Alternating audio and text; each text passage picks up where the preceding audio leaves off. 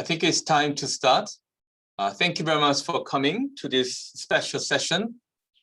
We have invited a very special guest all the way from Australia in Melbourne University.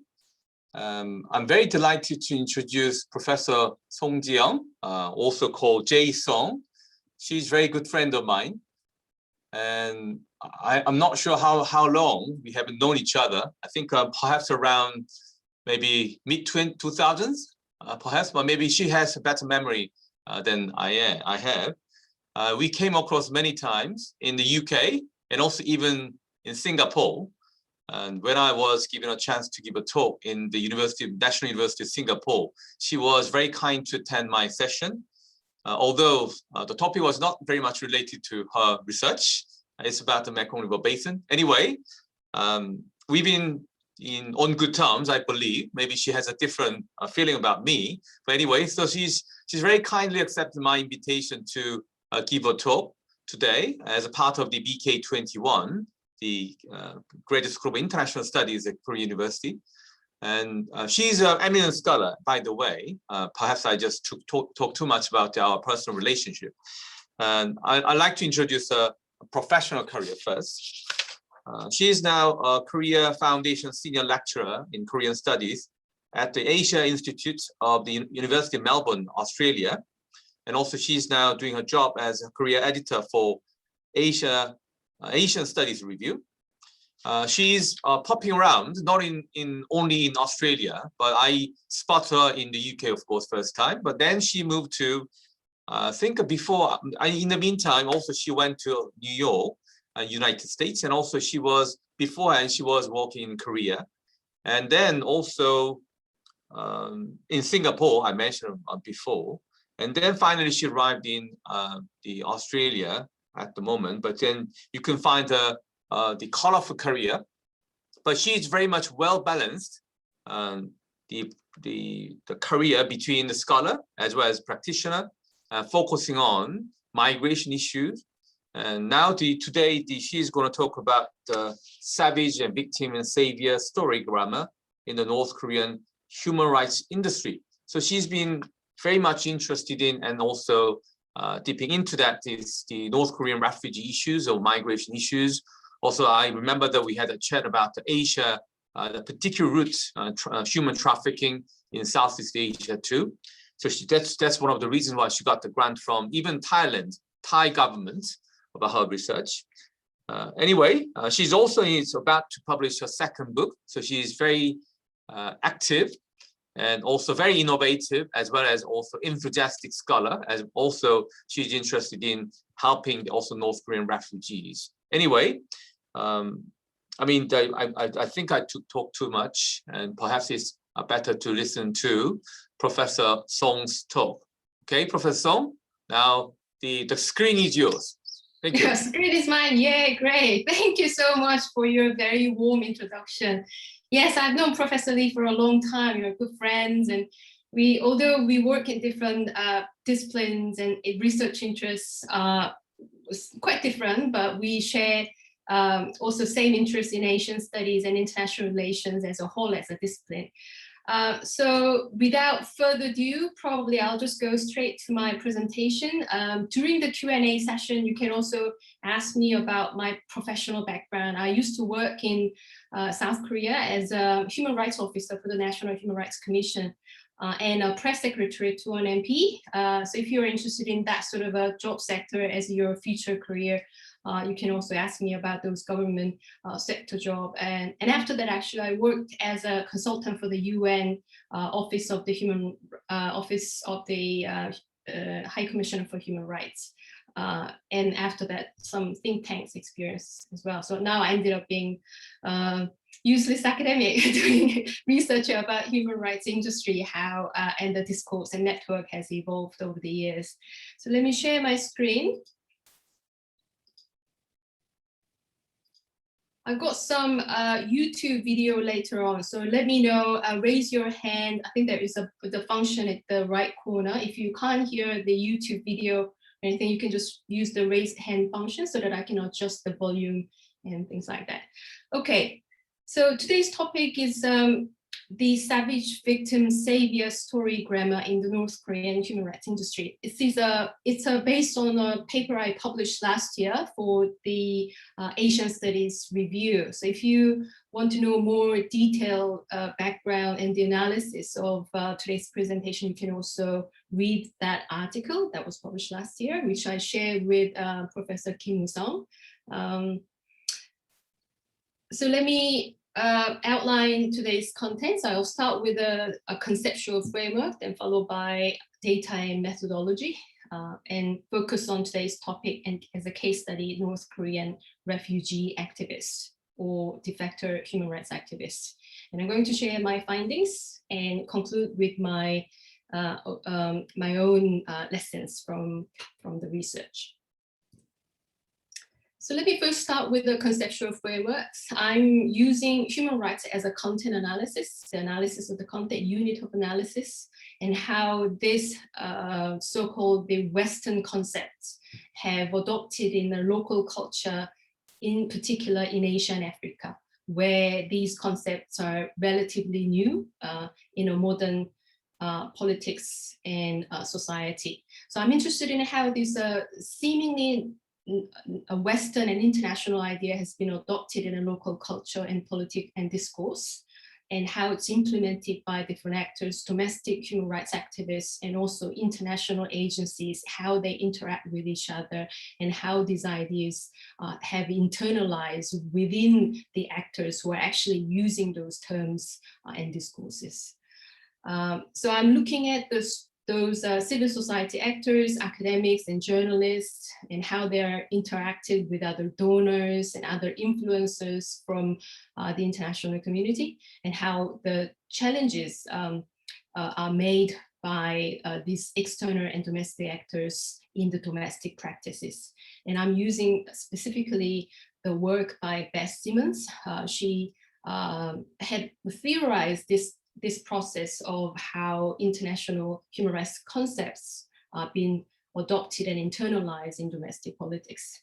Martha Finmore, who's a famous social constructivist, she's also been following how these human rights concepts and ideas are internalized and used and reconstituted in a specific local context. In terms of methodology, I'm looking at both discourse analysis and the network formation and transformation. So using critical discourse analysis, how those certain words and jargons are using media, news media, or the political campaigns, and I'm approaching it from a critical perspective. I don't take those words for granted, but I use the analytical tools to see the relation between how a particular language is related to a power construction or power retention by new actors in society. In this case, North Korean human rights activists in South Korea, mainly in South Korea, and it's expanded later on to the Western society, but mainly those North Korean de facto activists in South Korea. And I'm using this author and academic Macau Mutua, who has initiated actually this term savage-victim-saviour narrative. So it's not my invention. I'm just using Mutua's narrative and analysis that he found in some of those refugee writers and memoirs, story grammar in the Western publishing house about African refugees and how their stories are framed and constructed. So there was a certain trend. I mean, he found out there is some sort of a story grammar. There is a pattern of a grammar in the story of their narratives. There is, first of all, in the first place, there is a savage black dictator, a ruler, a brutal one in their home country. And there is this innocent, helpless, very hopeful, full of hope, but innocent, very weak and young victims of this savage perpetrator. So there is a perpetrator, savage, black one, and the also black victim of this savage black dictator. And in the end, they are saved by this white, and in most cases, Christian savior. So there is a certain pattern. There is the savage, black victim, and they're all saved by this heroic white saviors who are the pioneers of Western democracy or Christianity, a more developed civilization. So there is a certain narrative and the pattern in all of the African refugees' memoirs. And when I read his work, this is exactly what was going on in the Western publishing industry, who's narrating about North Korean defector and refugees, especially targeting those young, helpless, and innocent-looking ones. So I'm using his analysis whether and how much is actually true in all of the North Korean defectors' memoirs that's published in the past 5 years, 5 or 10 years. And the second layer of analysis I'm using is the network. Okay, so I've identified the discourses, how the certain words are used by these human rights activists as an actor, and also helped by all these other Western publisher, author, donor, politicians who are actually supporting their campaign. But I also want to see how the actors are interrelated. The actors are linked amongst themselves, one another. So combining this discourse and the network analysis, so I'm going to show you how I draw the map of network amongst these activists later on. So I'm combining the content and dynamic network analysis and congruence and conflict networks at the actor and the concept level. You can do both actor analysis for the network and the concept analysis for using this network analysis, and how the affiliated networks of actors and concept stands, and how it actually developed, how it evolved in a sort of a longitudinal sense. And I'm particularly using, I'm using most of these other scholars, but particularly the Philip Rayfield work on the dynamic networks. And he's using a lot of this actor analysis and the discourse network analysis in his public policy work and study. So some of you may be interested in this particular methodology, using discourse and network together and how they are linked. You can, I highly recommend reading Philip Rayfield's work on dynamic network analysis. Okay, moving on to data and methodology. So my data is the North Korean, and mainly 3 North Korean refugee activists. I'm focusing on this particular publication, but I look at actually the broader community of North Korean refugee activists, not just in South Korea, but in the UK and the US as well. So I collected all their public speeches in written form or in a performative forms in YouTube video, and the public speeches in conferences. And their press releases, the press release covering their activities, and international newspaper, in this case, the English-speaking newspapers, because I don't read any other second language. So it's mainly the English-speaking, English language international newspapers, and their own memoirs and how they narrated themselves, their own stories, and obviously helped by other Western authors. The method I explained just now, is discourse network analysis.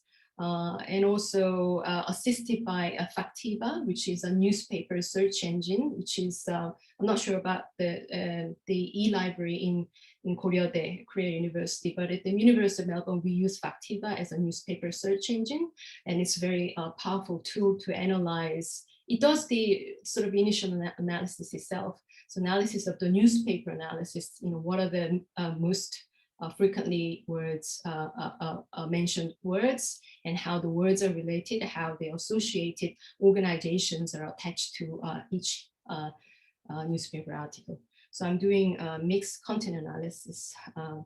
Again, also assisted by some other computer software. Atlas T and NVivo have been helping me. All these robots and AIs are helping my research these days. Great, isn't it? 21st century scholars using all this software. Okay, my data. First, many of you probably recognize his face. His name is Shin Dong-hyuk. And around the emergence of Shin Dong-hyuk as an international, almost like a star in this human rights industry, so-called, there has been a growing number of memoirs written by North Korean defectors themselves, or assisted by in other Western authors.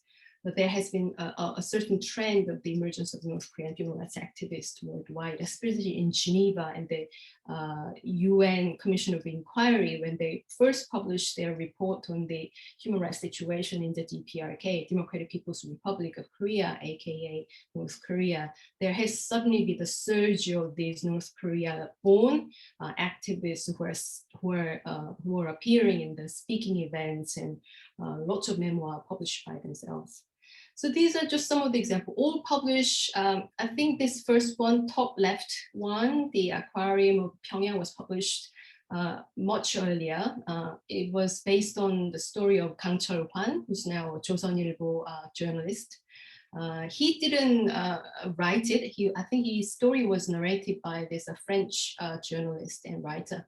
So after his, Shin Dong-hyuk published his memoir, but it was not written by him, but narrated by a Washington Post journalist, Blaine Harden. It was published by Penguin, which is, you probably all know what Penguin is, probably the most famous and prominent Western publishing house. So the author was not him, but the story was based on Shin Dong-hyuk's story as a child prisoner who was tortured and burned in Camp 14.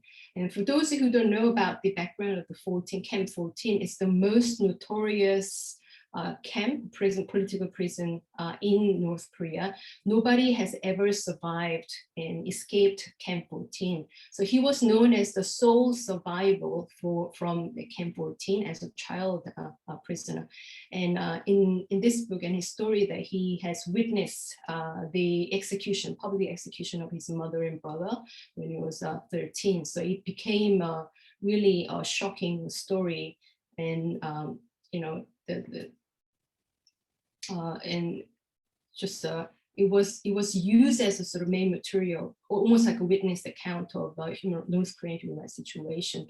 But it was narrated and actually written by Washington Post journalist Blaine Harden. I'll just get into more about that later on. So that was second, but all these other four. But so for those who are interested in the visual politics, I mean, it's very clear. You know, male authors, sort of small in the background, in the background here. This is Jang Jin-sung. And Hyun-seo Lee, Lee Hyun-seo, Park Yeon-mi, and Kim Eun-sun, and Jang Jin-sung. All these four books were published in the same year in 2015. So 2015 was a big year for publishing boom by North Korean refugees. Just going back to the image, Jang Jin-sung doesn't have a face. Maybe he's not really picture perfect for the cover image, so his face is not appearing in the cover photo.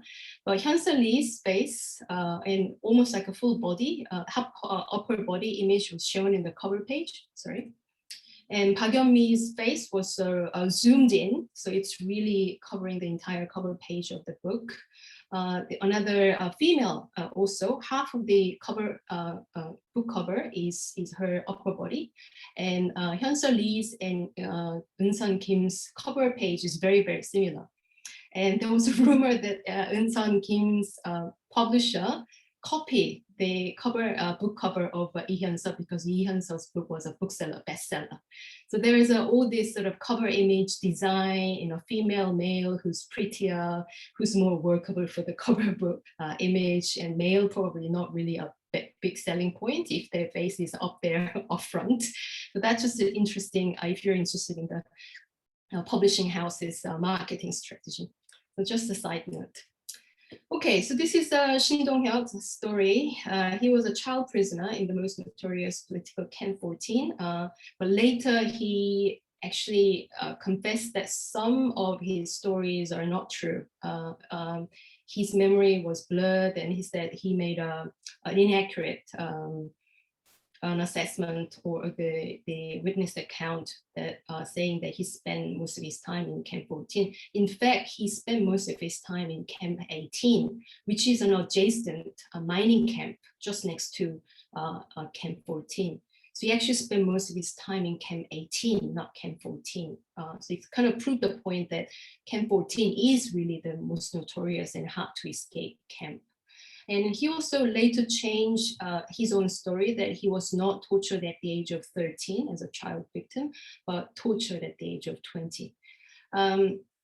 Well, these minor stories probably doesn't make sense to prove that North Korea is violating human rights for its own citizens. But these nitty-gritty details probably was omitted, was missed or lost in translation in his book that was actually written and narrated by a Western journalist.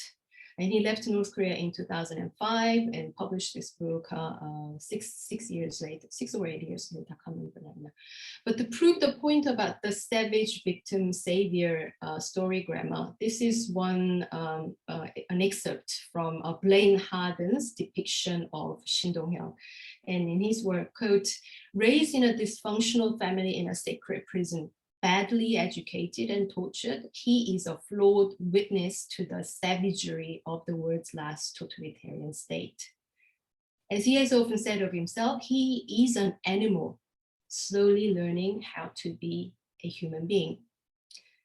So he kind of epitomized that sort of a story grammar. He was not even a human, he was an animal, subhuman back in North Korea, but saved by this bright Western an American word, now slowly becoming human being. And Harden also later describing in an interview with Anna Fifield, another Washington Post journalist, that Shin's transformation from an animal in a savage North Korea to a human being in a free world led by the United States of America. He actually said it. So he perfectly fit that savage victim savior metaphor in there. He saved the American savior, white savior, rescuing this poor child victim from this savage North Korea. So it really fits perfectly in that sort of metaphor. Shin is no longer South Korean or North Korean. He's now an American citizen by marriage. So now he lives in America with his American wife, with 2 children, quite happily. My second human subject, Yeon-mi, or Yeon-mi Park. She's a very interesting character. I'm going to show you this video, the first one, when she was a South Korean entertainer. Many of you probably know this program called 이만갑, 이제 만나러 갑시다, let's go and meet you. So this program, this entertainment program featured a lot of young, pretty North Korean ladies to talk about what they have experienced back in North Korea. But in this program, her stage name was Park Ye-ju, and she portrayed herself as a top 1% elite in North Korea, Haesan, Yanggangdo, where she lived. And this is a 2 minutes clip when she and her mother appeared in that program. 북에서 풀 뜯어먹던 얘기, 먹고 살기 어려운 얘기하면 예주 양이 저런 거 없는데? 이런 경우가 좀 있었어요. 네. 왜 그랬죠, 예주 양은 어렸을 때? 그런 걸 못 겪었나요? 근데 그 정도는 아니었고 굶지는 않았어요. 굶지는 않고 이제와 같이 너네 무슨 밥을 먹니 하면 이 밥 먹는다, 옥수수 밥을 먹는다는 몰랐어요. 그저 쌀밥은 그저 당연히 밥이겠거니 하는 정도로는 살았어요. 예. 애 아빠가 엄청 열심히 살았어요. 엄청 열심히 살면서 자식을 먹여 살림에 남부럽지 않게 키우려고 하다 보니까 한 몸을 희생시켜서 많이 고생을 했어요. 근데 자식들은 잘 모르죠. 방송에 출연하면서 우리 예주가 북한의 실태를 더 잘 알게 된 계기라고 생각해요. 그 예주 양은 여기 와서 배운 것 같아요. 네, 그러니까. 자기가 어떤 때는 엄마한테 전화를 해요. 이 방송을 녹화를 하고, 엄마 내가 진짜 북한 아이가 옳긴 옳은가. 다른 언니들이 하는 말이 무슨 말인지 자기는 전혀 모르겠대요. 자꾸 거짓말을 한다는 거예요. 그러니까 네. 처음에 와서 그러더라고요. 네. 그래 제가 방송을 후에 모니터를 해보면 다 진짜 말이 맞거든요. 네. 네. 이게 그런 거잖아요. 그러니까 여러 가지 정치적 상황 때문에 북을 떠나신 분들도 있지만 사실은 대부분은 그러니까 한국 오자도 아니고 일단 밥이나 좀 먹었으면 굶어 죽지나 말아야지 하고 넘어온 분들 참 많잖아요. 저도 북한 사람들 모인 데 가서는 말을 많이 조심을 해요. 예, 잘못 말하면 북한 사람들이 많이 격분해 하더라고요. 네. 제가 우리 딸 보고도 방송에 나가서 내가 할 말이 아닐 땐 크게 말을 하지 말라고 해요. 말하지 못하게 해요, 아예. 네? 철없이 보인다고 그러다 괜히 미움께 산다고 언니들 앞에서 이상한 소리 하지 말고 그냥 수긍만 해라 너는. Okay, I probably have to stop there for those who don't understand Korean. So the sort of gist of that clip was that she was, actually her mother was explaining how privileged their class was back in North Korea. So when people said they're eating grass, Yeju, Magyunmi couldn't understand the concept of the poverty, because all they ate was the white rice, ibap, which is very rare actually in North Korea. And most people, most working class people, ordinary people eat a corn, not even, or barley rice, not the pure white rice is very rare and only for the rich people in North Korea. So she obviously, and her mother was presenting, and she was saying that the title of that segment was that North Korea top 1% elite, Paris Hilton, North Korea's Paris Hilton, or something like that. So she was carrying all this Chanel bag, all this luxury item. So she pretended herself she doesn't know anything about human rights violation or the poverty or the famine that happened in North Korea. But later on, she changed her character, and she totally transformed herself as a human rights activist. And she did that. She was only eating grass and seeing people floating body in the river because they were starving, and also seeing a public execution by watching a Korean movie. So I'm going to just share the first bit because it's quite long and 8 minutes, and I don't think we have time. So I'm going to share some of the first bit of this conference speaking. I have to do this because this is not I'm speaking. This is the people who want to tell the world what they want to say.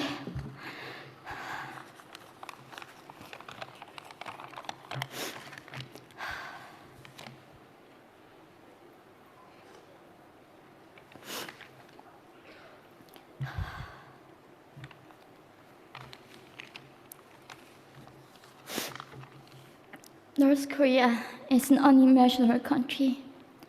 There is only one channel on TV. There is no internet.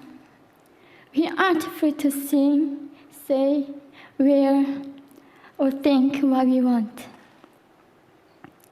North Korea is the only country in the world that executes people for making unauthorized international phone calls. North Koreans are being terrorized today. When I was growing up in North Korea, I never saw anything about love stories between men and women. No books, no songs, no press, no movies about love stories. There is no Romeo and Juliet. Every story was propaganda to brainwash us about the Kim dictators. I was born in 1993, and I was abducted at birth, even before I knew the words freedom or human rights. North Koreans are desperately seeking and dying for freedom at this moment. I was crossing the Gobi Desert, scared of dying. I thought nobody in this world cared. It seemed that only the stars were with me. But you have listened to my story. You have cared. Thank you very much.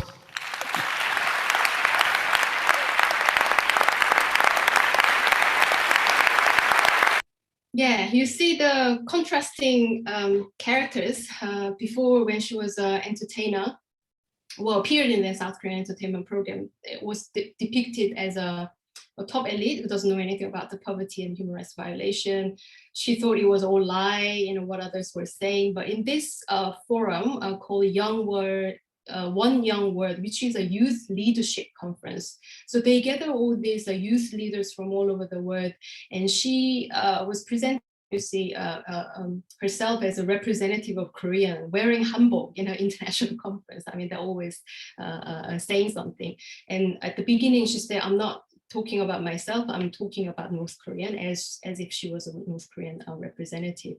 And it was very teary, very emotional. I saw some of those audience, including one of the panelists was just crying really hard, and the main presenter couldn't really operate the conference because he was so teary and was totally immersed in her emotion. I think she's a great performer, whatever she says, and she has also this charismatic kind of a speaking style, which works for many audience in the Western world, and probably in some of the Asian, including South Korean audience as well. But she also left to South Korea. She's also an American citizen by marriage. And you can see the transformation from her being a student and a South Korean citizen and becoming a human rights activist. And now she has her own YouTube channel talking about daily life of North Korean. But she left North Korea quite a long time, 2007, I think, when she was 13. But yeah, she's the the main narrator talking about what's actually happening in North Korea. And also you can see some facial surgery was going on over the years as well, as a side note.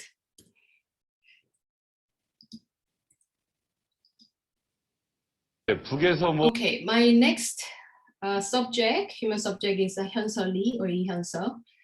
I think she's the most genuine narrator, and she actually wrote that memoir herself with the help of a Western author. But she, Park Yeon-mi's memoirs was actually written, she's the author, but it was mainly written by Mary Ann Boller, who's also a ghostwriter for Hillary Clinton's autobiography, The Living History. So the Western authors are often to be the journalist or fiction writer or ghostwriter who are really the expert of narrating stories, which can sell a lot of books. But in this case, Hyun-seo's case, I think Hyun-seo herself wrote the book, was assisted by, obviously, because she's not a native English speaker, was helped by other Western authors and publishers. She left in North Korea in 1997 and lived in China for 11 years. So she spent quite a bit of time in China. And her title of her book was Girl with the Seven Names. So she had to change her identity 7 times only to survive as an illegal migrant in China for 11 years. And she doesn't hide the fact that, I mean, it's illegal, of course. I mean, running away from the authorities and changing her name, leaving her partners and families and friends, 7 times changing her names.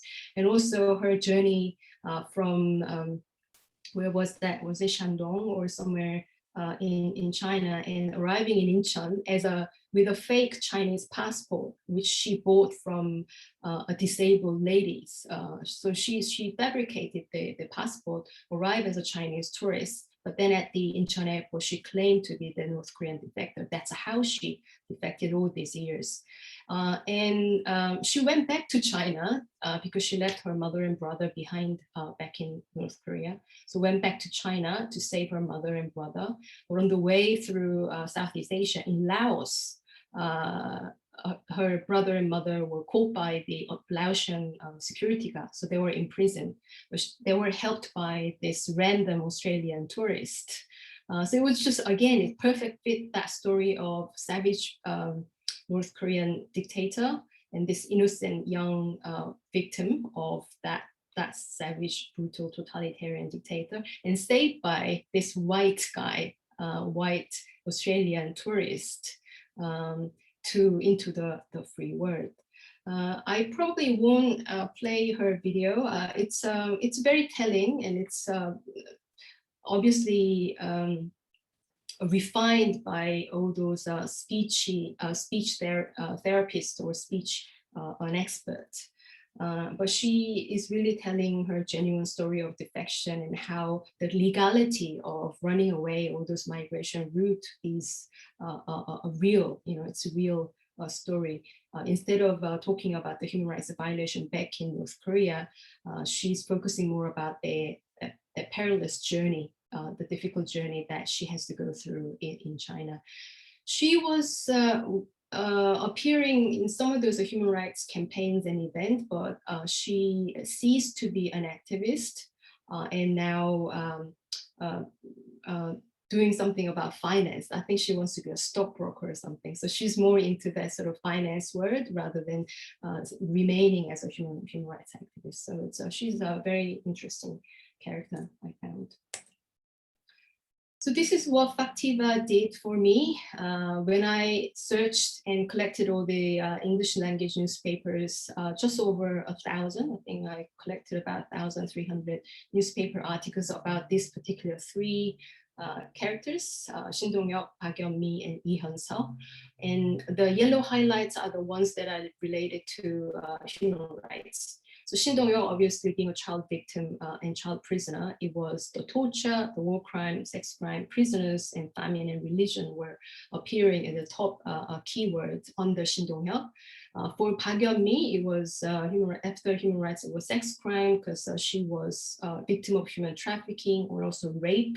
She has seen the rape scene. The victim was her mother and the perpetrator was a Chinese broker, and she witnessed that at the age of 13 or 14. So sex crime was really appearing as an associated word with Park Yeon-mi. Trafficking, smuggling, forced labor, famine, human trafficking, and torture was also the other associated word. For Lee Hyun-seo, after it was quite interesting. With Lee Hyun-seo, human rights was not the #1 keyword, but books. So I guess she was more interested in book sales or appearing in these public events rather than, advocating and promoting these human rights ideals and as a campaigner. So human rights is only down the road after domestic politics, book reviews, executive branch ranking columns, and followed by famine, trafficking, again, forced labor, human trafficking, censorship, and child abuse. So it was very clear, where they are and where they are heading, and I proved to be right. Lee Hyun-seo is no longer in the human rights industry. I think she went to some other sector. The other thing that Factiva also helped me with my research was to identify the organizational association of these three defector activists. For SHIN, the #1 associated organization was the United Nations, because he was the main key witness for the UN Commission of Inquiry of Human Rights in North Korea. Again, another UN body, General Assembly, because he was a witness, main witness. UN, again, Human Rights Council, UN Security Council, International Criminal Court, Human Rights Watch. So all these sort of main bodies that are working on international human rights are appearing, and it's associated with Shin Dong-hyuk, because he was the first, and he was really the first one who opened up the human rights campaign for other defectors to follow. For Park, it's interesting. Although she self-claimed to be a human rights activist, not many human rights organizations, the main ones like Human Rights Watch or Amnesty International, are appearing as an associated organization with her, but more of a youth leadership. As you can see, One Young World, the Foreign Correspondence Club, which is a journalistic community. UN General Assembly is one, Freedom Forum, Thomson Reuters Foundation, another media organization, followed by some other university, and Financial Conduct Authority. That was an interesting one. I don't know the linkage between Park and Financial Conduct Authority. Maybe there's something in it that I haven't investigated yet. For Lee Hyun-seo, Lee, the World Economic Forum, Walt Disney Company, Houston Muffin Hot Court Company. So it's more sort of a corporate companies and bank that are associated with Lee Hyun-seo, which is quite interesting, because all of the three activists are appearing in a public fora as a human rights activist, but they all have different networks. Although they're using the same human rights language and discourse, their associated organizations are a bit different. Okay, I'm probably running out of time, so I'm gonna go fast to the next few slides.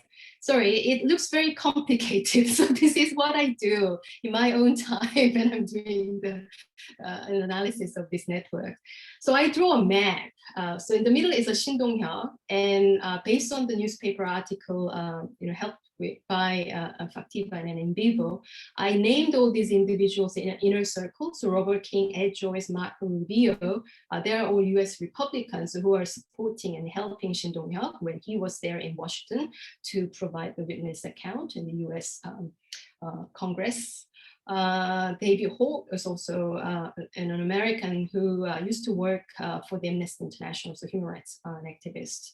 The outer circle, the organization, it's actually brown, but it looks like an orange. These are the government organizations, the US Senate, US House of Representatives, US State Department, White House, UN Senate, are the ones that are part of the ones who are supporting and inviting Shin Dong-hyuk. The green are the NGOs or human rights organization. Those are the ones that are helping Shin Dong-hyuk. So I just also had to identify the nature of that link, the nodes. So I named as it's part of, it's connected with, supports, invites. These have all different level of link and the association. So this is Shin's network. And next is Park Yeon-mi's network. So again, the brown, the orange, Norway government and UN, the government body, so intergovernmental body. Greens are very rare. I mean, there is a sort of a scattered green, which is NGOs. So there is no obvious Amnesty International is there, but not direct support. But Amnesty International, for example, support Oslo Freedom Forum that invites Park Yeon-mi. So it's all indirect. They never give an open and direct endorsement of Park Yeon-mi as a human rights activist, which is interesting.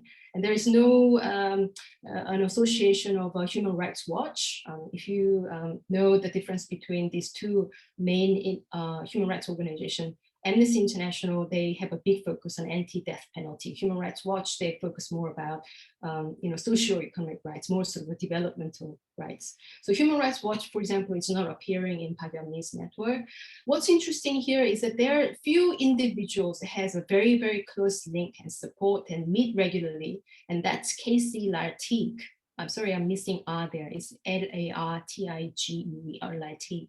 He's actually has an organization in South Korea.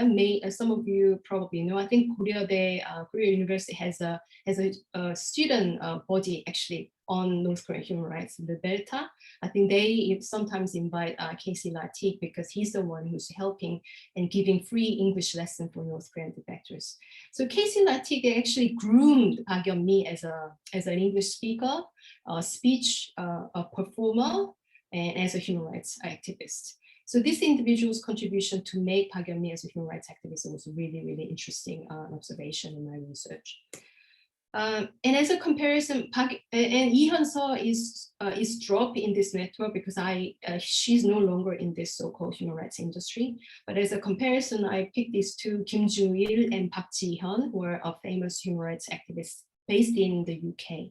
So I want to just compare, whether the networks are different in different geographical location, whether the locality based in the US and the UK would have any different. Obviously, the networks are different. It's more, UK-based network. For example, Fiona Bruce and David Alton, they're the Liberal Democratic Party and the Conservative Tory Party member who are supporting North Korean activists. And so I'm going to skip that.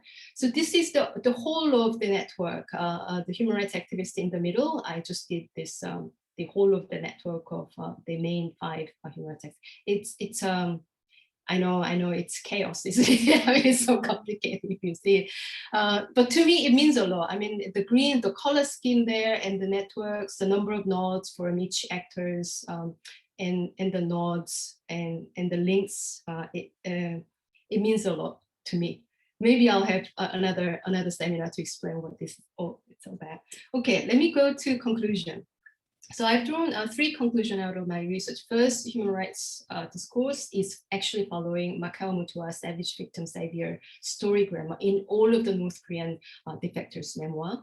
Number 2, networks. I looked at and also identified the nature of those associated organizations, and they're mostly politically conservative, economically libertarian. For example, Cato Institute is a highly libertarian organization, economically libertarian, ideologically anti-communist or anti-DPRK, and religiously Christian. There is a big influence, the contribution of the Christian group is doing on the formation of activist identity for North Koreans.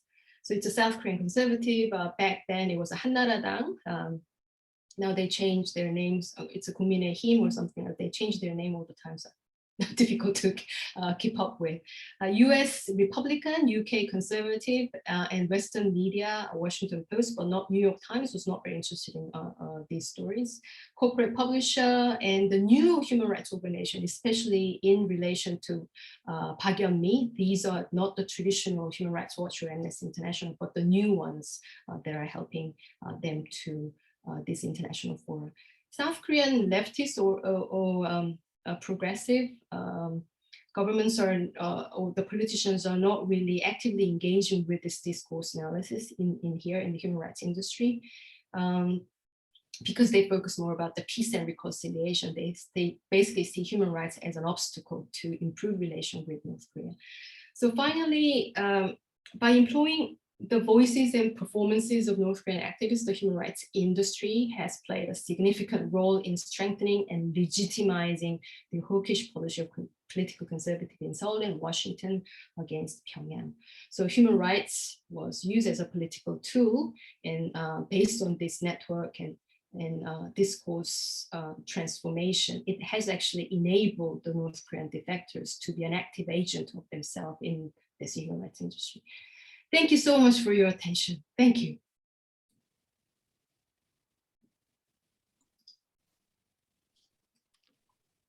Thank you so much, Professor Song. Exciting story, and also the varieties of the elements we need to really think about. And I have several questions in mind, but of course, as a convener, I need to be patient. It's my job is definitely facilitate talks between the speaker and also the attendees. I'm sure the students who are interested about human rights and also North Korean issues, they might have some questions. Please speak out, ask questions to Professor Song. This is a very rare opportunity. And also maybe in the future, if Corona is going much eased, then we definitely interested in inviting her to come to Korea. Otherwise, that this is the golden opportunity to ask questions, to listen to our opinions. Please. I'm sorry about overrunning my presentation time. No, it's okay. It's all right. I think they're still awake. Yes. Are you awake? Come on. I love questions. Please. Anyone. Who's going to be the first one? I'm going to give you a chance to come to Melbourne. The first one who asks a question. Come on. That's a fantastic incentive.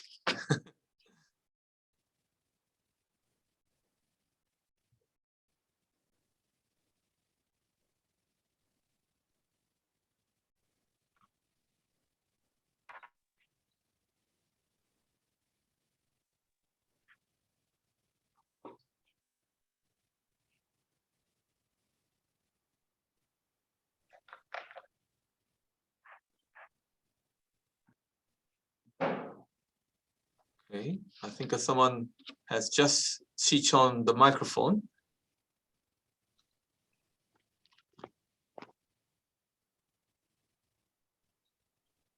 I guess Seungho. Seungho, you have a question?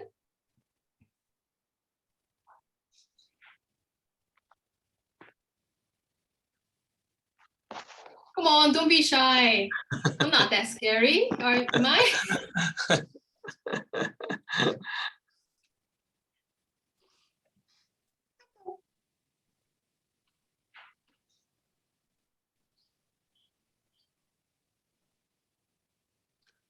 Okay.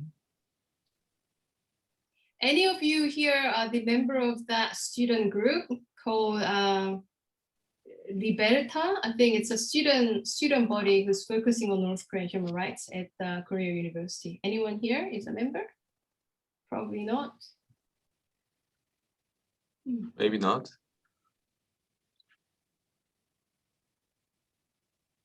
May I give you a question? Please. Yeah, I am Ji-hooni, and I attended some seminar, and there was a defector, North Korea defector, and he said that actually, like the flyer that the defectors make up the flyers and send it to the North Korea. through the wind. It's really helpful for them to realize the reality of the North Korea and South Korea. But there are just some controversial issues on that nowadays. And I want to ask you your personal opinion on that. Yeah, we actually I've written about that as an uncivil society of North Korea in South Korea. Well, we call it civil society, but I think this case uncivil because it raised concerns about the national security, the border security for the residents who are living in the border area. And because, I mean, in any state-to-state relation, sending this unidentified, air balloon object over the airspace of someone's sovereignty, this is an act of aggression. So you need to guard against them. If anything is flown to your airspace, you're supposed to shoot them because you don't know what's in there. It can be chemical weapons. I know North Korean defectors are sending a lot of information in the air balloon, inside a balloon. But I mean, this is considered as a psychological warfare, if not the actual warfare act of aggression. And I actually did go to the borderland and collected some of those leaflets inside the balloons. And these are mostly an anti-Kim.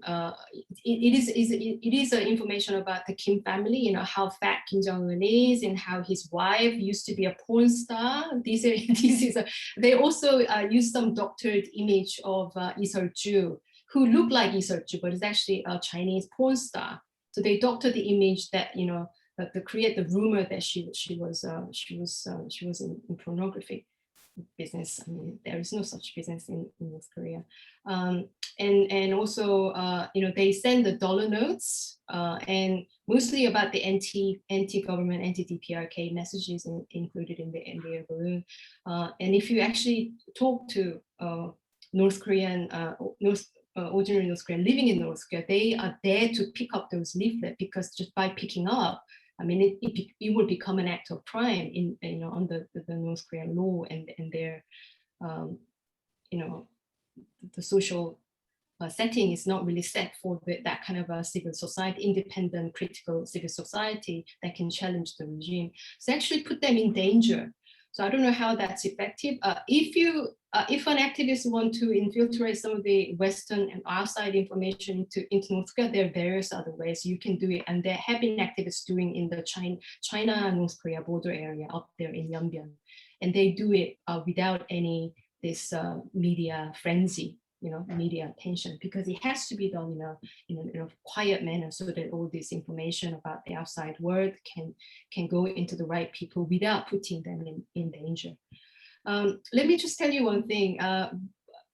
We talked about this, a couple of scholars in North Korean studies and international relations talk about this balloon warrior. They call themselves as a warrior, North Korean defector warrior, 탈북 전사, right, warrior. And Marcus Noland, who's based in Washington, working for the Peterson Institute in economy, and he said there are 3 items North Korean activists must include in the balloon that can change North Korean society. Marcus Noland, this is Marcus Noland quote. Number 1, a dollar note, money. 2nd, Bible, Christian Bible. Number 3, pornography.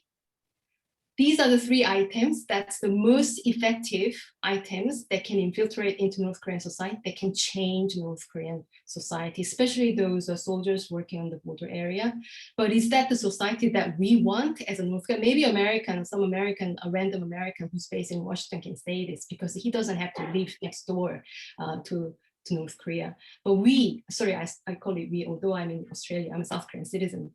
South Koreans have to live next door in North Korea, and the war can be resumed at any time because Korean War, as we all know, didn't end with a peace treaty, but with an armistice. So technically, we are still at war. War is ongoing for more than 70, 60 years. War can be resumed any time. And I'm becoming constantly more worried about the psychological state of South Korea because, we all lived in this prolonged state of war, that sort of constant fear and anxiety, and the mistrust about our friends, our colleagues, our peers. If you say anything positive about North Korea, they will call you, what do you call it, 종북, like commies, your red commies, your communist sympathizer, North Korean sympathizer. So it just creates that sort of tension, and it breaks the social cohesion by having that very unstable structure in the Korean Peninsula. So I'm not sure how that balloon campaign in the border area is effective, and it's actually helping the situation of North Koreans. I'm not sure whether I answered that question, Ji-hoon. Yeah, thank you so much. Or is Song, we have a question by text. okay. Please have a look. Okay, so HYEON's asking to everyone. This is a bit off topic, but North Koreans used to be called as settlemin, that's right, a settler, new settler, but now they're called 탈북민. Isn't that the other way? I mean, 탈북자, I think. 탈북민 now. 탈북자, settlemin, 탈북민. I'm curious if you believe the label of people from North Korea affects how. Obviously, of course, they affect the label, the names, naming them, narratives, how to depict them. It's having a big impact on people and how we see them. Well, you're probably too young to know this, but back in the 1980s, 라떼는 말이야, back in the 1980s, we call them 귀순용사, right? 귀순용사, what that means, 용사, warrior. 귀순 means return to the good, right? So 귀순용사 means that someone from the bad to the good as a warrior. So we called North Korean defectors as 귀순용사 back in the 80s. But then that's changed to 북한 이탈 주민, which is a official term by the Minister of Communication. 탈북자, and 탈북자 become too rude, 탈북자. So I think it became then 탈북민, sort of mean as a people, or 세터민. So don't call them 탈북 means that defecting from something. So defecting means there's something bad, right? Defect from something. So it also has that negative connotation. So the government actually changed the name to settlemin, new settler, sort of categorizing them with other migrant community, migrant groups. So settlemin was used now. The North Korean themselves, I think they don't like the term settlemin, so they just like to be called 탈북민, or I think majority of the younger North Koreans probably want to be seen as a South Korean, North Korea born South Korean, not 탈북민, not settlemin. I'm South Korean now because I am now unofficially and legally South Korean citizen. So yeah, good question, HYEON. Seungbi. Hi, first of all, Hi, first of all, thank you so much for your informative presentation. I was actually the member of the Liberty in North Korea called LINK in my undergraduate. And we have actually invited one of the defected to our school, and he presented the whole process of escaping from North Korea into the settling into United States through NGOs. And by hearing that, I was actually very surprised to see how struggling and how challenging those processes. And I wanted to ask you that when those defectors, fortunately escapes the borderline of North Korea, they mainly go to China or other neighboring countries, right? And while some of them don't really go through or ask help from like countries, agencies, governmental agencies or NGOs, some of them actually do ask for asylums or for NGOs help. And my question in here is that to what extent their human rights are protected when NGOs or other governmental agencies which are not affiliated with North Korea, how much they're protected, how well they are protected from North Korean officials or in terms of their human rights. You mean when they're in third countries like China or Southeast Asia? Mm-hmm. I mean, obviously they're not protected by North Korean authority at all. That's why they're seeking asylum in China. So what happened is that they are given a choice to settle in South Korea, and most people will choose that route because there's no language barrier. But some minority North Korean asylum seekers who are lucky to be in the diplomatic complex in Southeast Asia, mostly in Bangkok, they are given a choice to go to another country rather than South Korea. So they go to, they do, in the migration literature, we call this term a refugee shopping. So they try different countries in the Western world. They try Canada, US, although, they've been pioneering an advocate for human rights protection for these North Korean defectors. The number of refugees they've accepted from North Korean defectors, very small. It's around 100 and something. It's very, very tiny number. The US government is actually taking and accepting as refugees.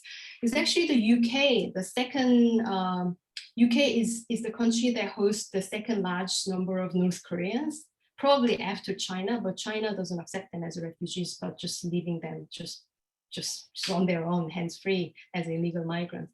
But it's the UK who host a large number, more than 2,000 North Korean refugees living there as a refugee status. And many of them have become British citizens now. They're well protected. UK is one of the most advanced welfare states in Western Europe.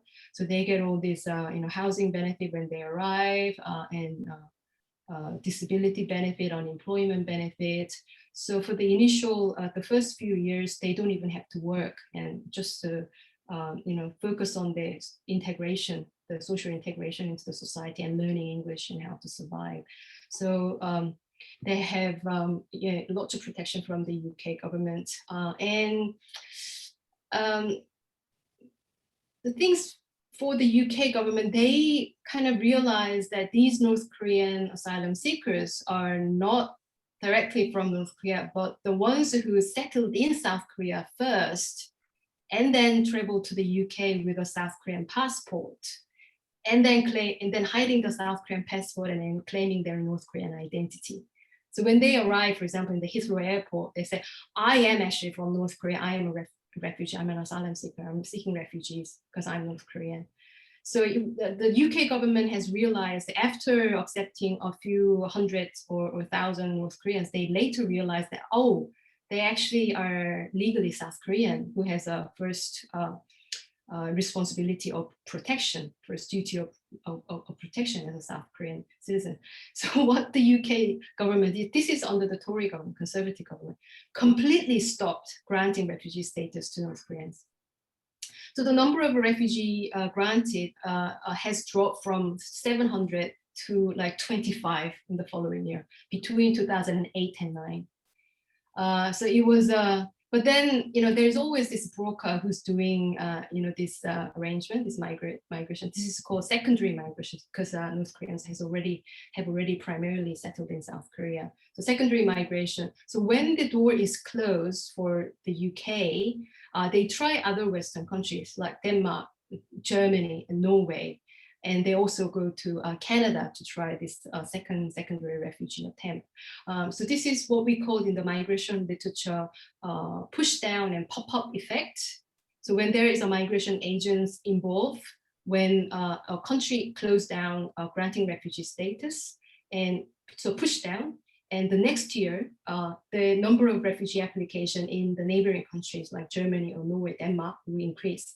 So if you look at the figures, there's a clear evidence that there is a push down and pop-up effect. So these North Koreans are very, very clever. Migrants are all very, very, I think migrants are cleverer than non-migrants, and refugees are a lot more clever than just normal migrants. They have this amazing sense of radar, where to find the resources and where the power is.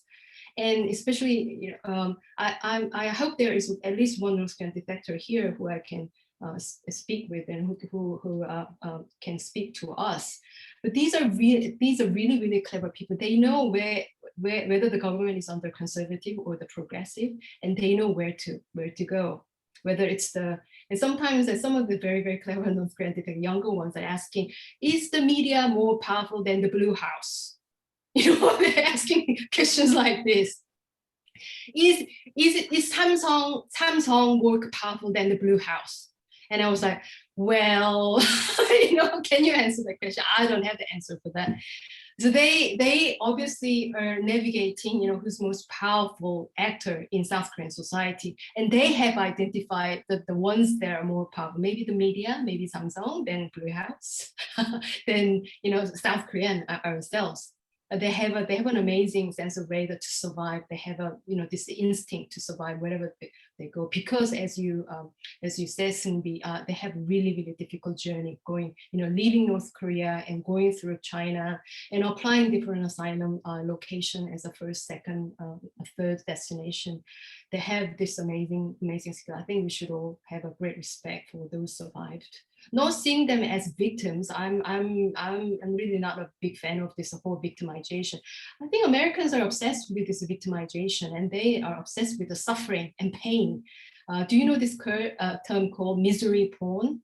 They're obsessed with reading other people's miserable stories and pain.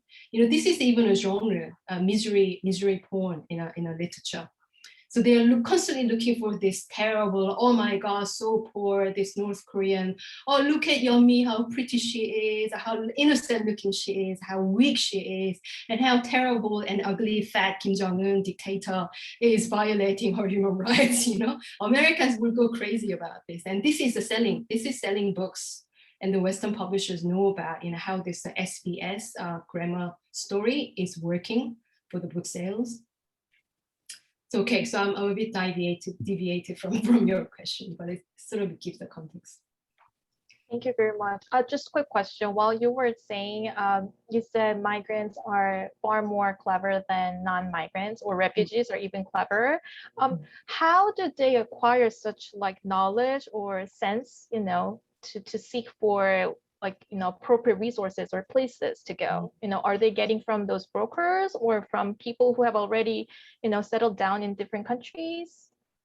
I mean, they have an amazing ability to identify where the resources are, who can help them, and they also identify people into different groups, whether academics. If they're talking to academics, they say, oh, I want to study, I want to be a mathematician, I want to be like a professor like you. And they say, oh, poor you, oh, pity you, I'll give you $100. If they talk to the journalists and, they say, oh yeah, I've seen this public execution. I know someone who's raped, because journalists are looking for those sensational stories.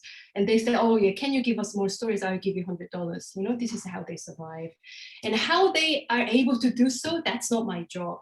That's probably a job of psychologists or somebody else. I think what I find is, as a social scientist, as a political scientist, is that, they have an amazing skill. And if they're not clever, if they don't have the instinct to survive and the intelligence, they probably already withered away, already died back in North Korea. So those who survive, they are really, really the amazing survival. I want to call them as a survival, not victims. I don't like this pity party, they're all poor you or crying, and I don't know, maybe it's coming with the age. I think when I was when I was at your age in the 20s, I was working as an NGO activist, as a volunteer. I was crying all the time. Probably Seungbi, you did the same thing. When you first encounter North Korean and hearing about their story and feeling that how lucky you are, born in South Korea and didn't have to go through all those, you cry all the time, cry with them, you sympathize with them, you empathize with them. You do everything together, but at the end of the day, I don't think it's helping their agency. Don't pity them. I mean, they're just like us. They want money, they want power. They want to be in a higher social position as everyone else, like us. Thank you very much. It was very insightful. Thank you. Thank you for thanking me.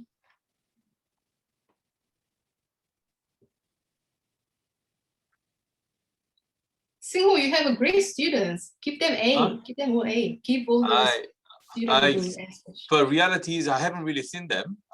I'm just very surprised that those very good students. I'm very delighted to see them. Yeah, they're doing very well. Yeah, make some notes, Jihoon, yes. Yoon and Seungbi. Yes, definitely. I tell them all my colleagues on the same corridor how good they are. By the way, just waiting for the next question. The Seungho's question just remind me of my personal encounter with North Korean refugees in Nottingham, because I'm delighted to hear that Professor Seung just reminded us that there's so many North Korean refugees.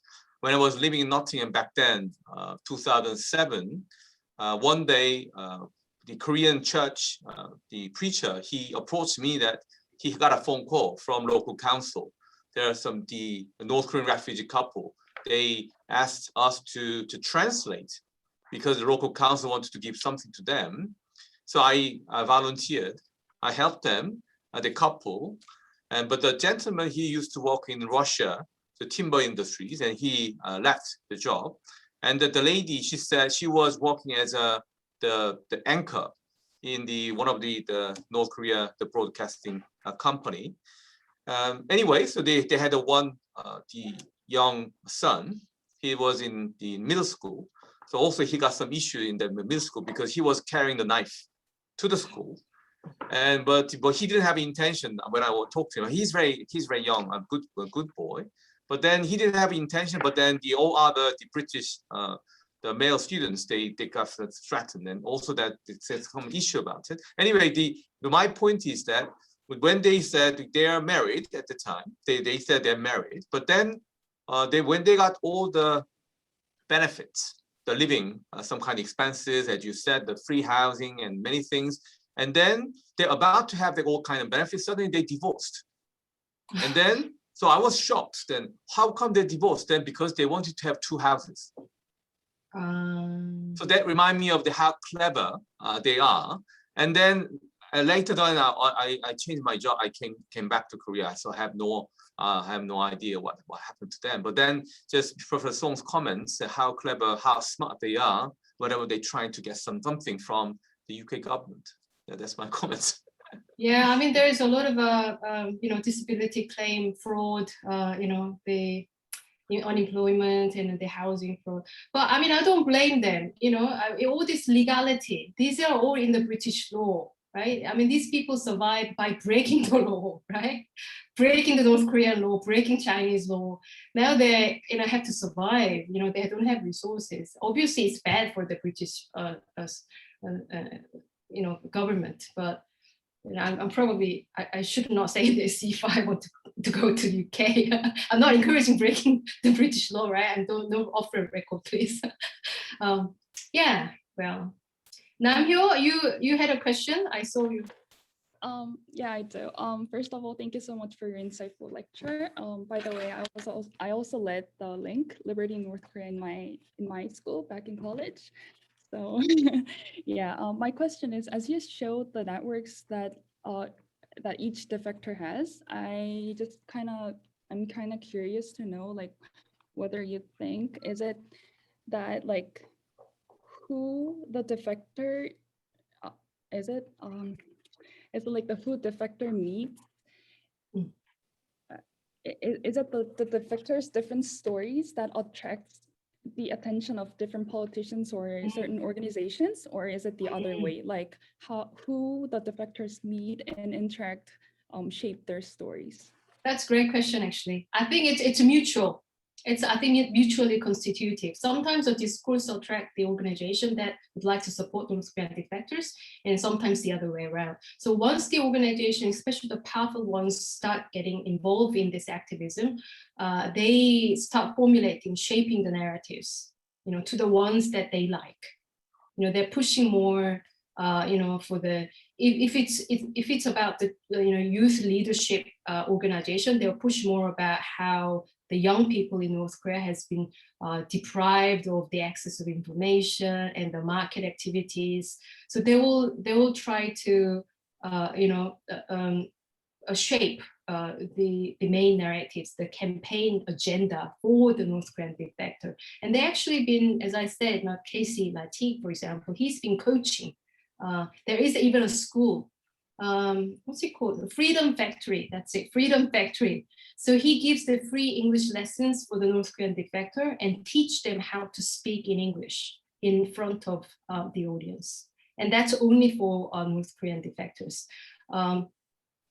friend of mine, a younger friend of mine, wanted to go to that factory, Freedom Factory, as a South Korean, but she was banned. She only wanted to learn English, but she was banned from going to that community. But because she was South Korean, they said they only accept North Korea born South Korean, university students who want to be famous, like Yeonmi, like Hyunseo, so they're actually coaching how to speak,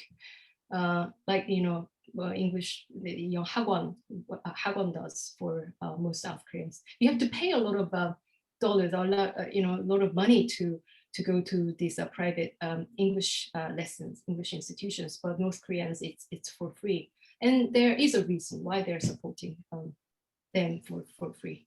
So as you, to answer your question again, it's mutual. Sometimes it's the organization that's changing their narratives or discourse. It's the discourse also attracting new actors in that broader network.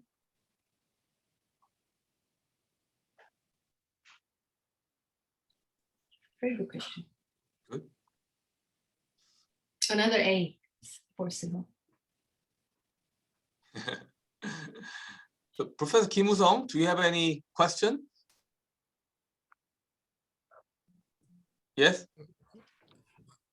No, I don't really have any kind of questions for today's lecture. I just enjoyed how she researched it and how she approached it to connect the network for its defectors. So yeah, I really enjoyed the lecture. Thank you.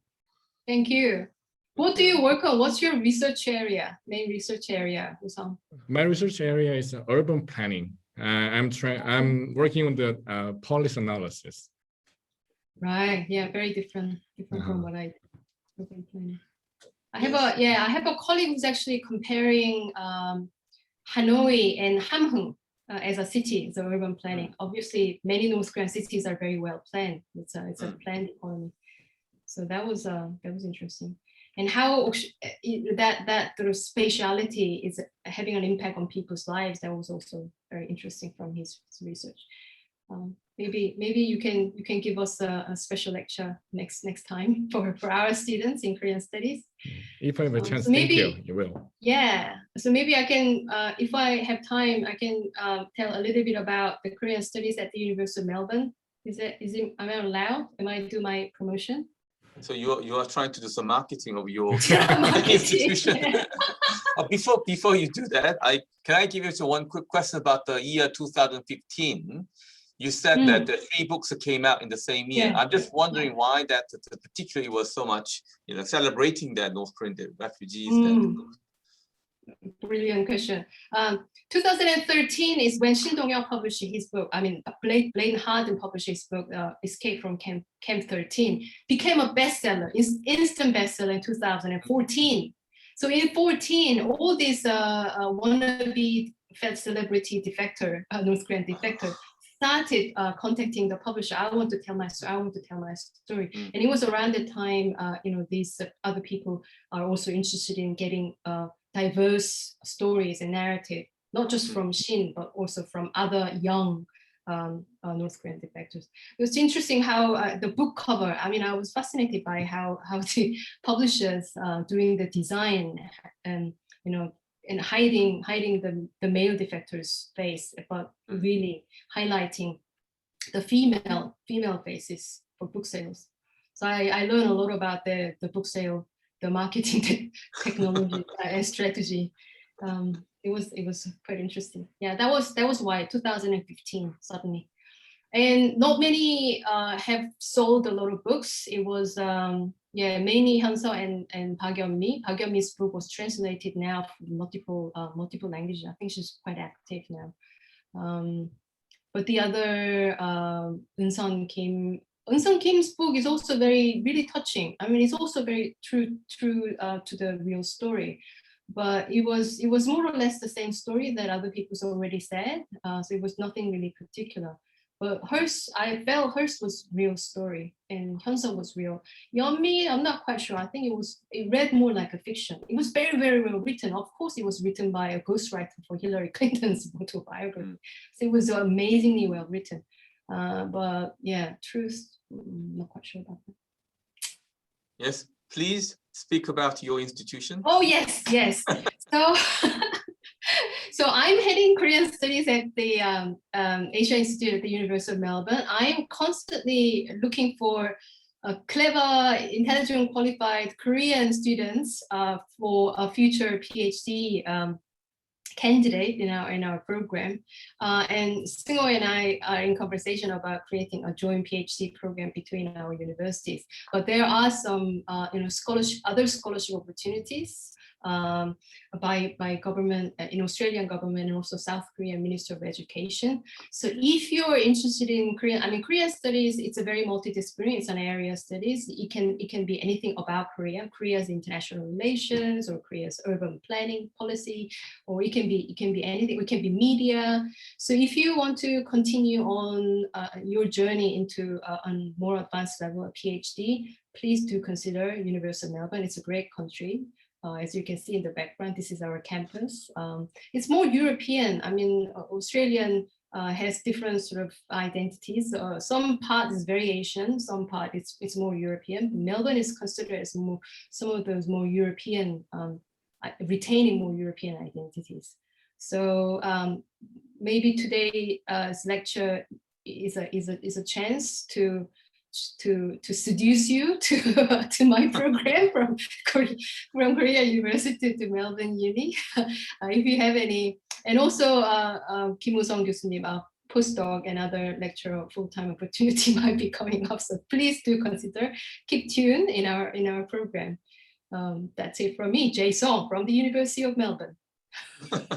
Thank you very much for marketing on your institution through this opportunity. Yes, I mean, as she just mentioned that, yeah, we are working on that joint PhD program, although it might take some time because there are some kind of administrative barriers we need to overcome. But I'm sure that not only about joint PhD, maybe in the future we can develop the exchange program, also dual degree, whatever you like, so that's I'm sure that we have more opportunities working together with our Australian partner.